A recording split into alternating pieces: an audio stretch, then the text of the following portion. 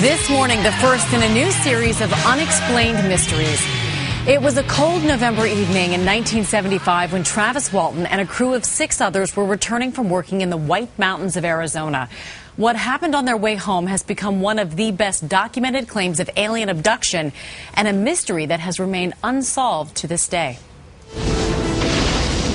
On film, they can be evil, friendly, E.T., or ready for a fight.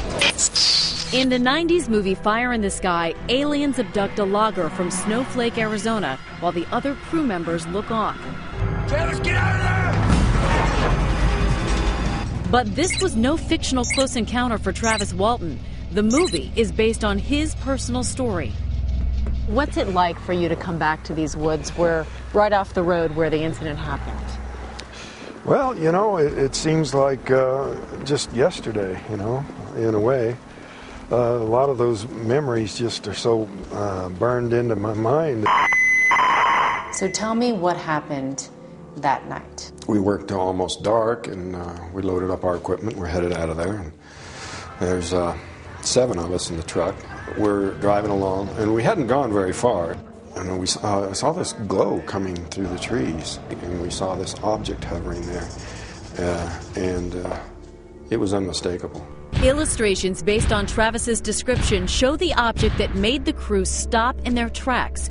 Travis was the only one to get out of the truck for a closer look. As soon as I straightened up, bam! I just felt this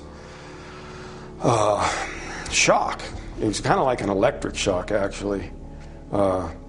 But I just blacked out. The 6 other crew members witnessed the abduction. John Goulet was one of them.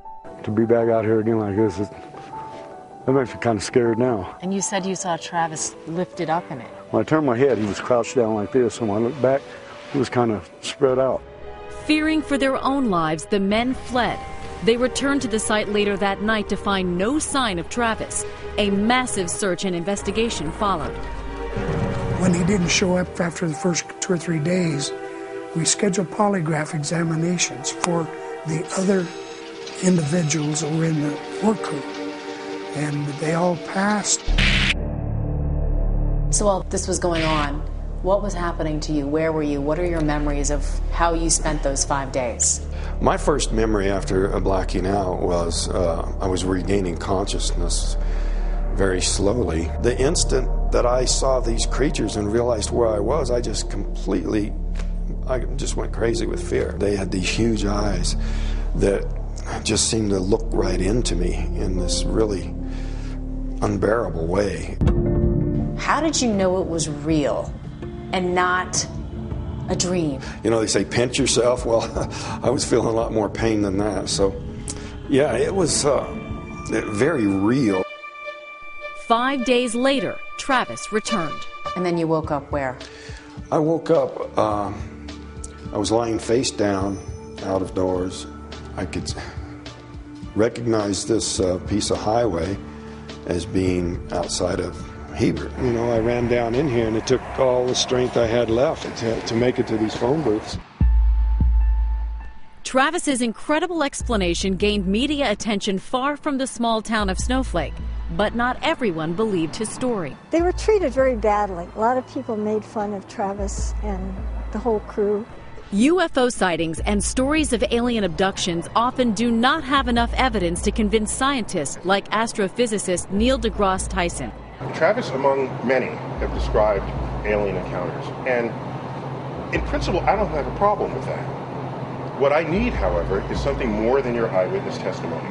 Does it bother you that people don't believe you?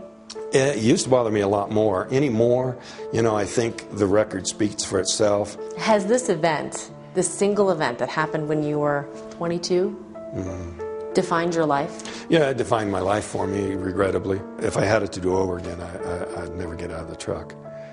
I'd rather it never happened. And And there has been actual documentation of unusual tree growth plus higher levels of radiation near the site where Travis said he was abducted, but there's no conclusive evidence. However, speaking to the people there in that small community in Arizona, they are more likely to believe the story today than they were 30 years ago. In fact, Travis and some of the men who still live in the area say that, you know, before they were ridiculed, now people say, you know what? I believe it. Is it because of the movie, though? It's not just because of the movie. It's because we know more about space and about planets and what's possible out there. 35 years ago, there were a lot of things that seemed impossible. And, you know, I don't think it's a question of whether I believe it. It's a question of whether I want to believe it, and I kind of do.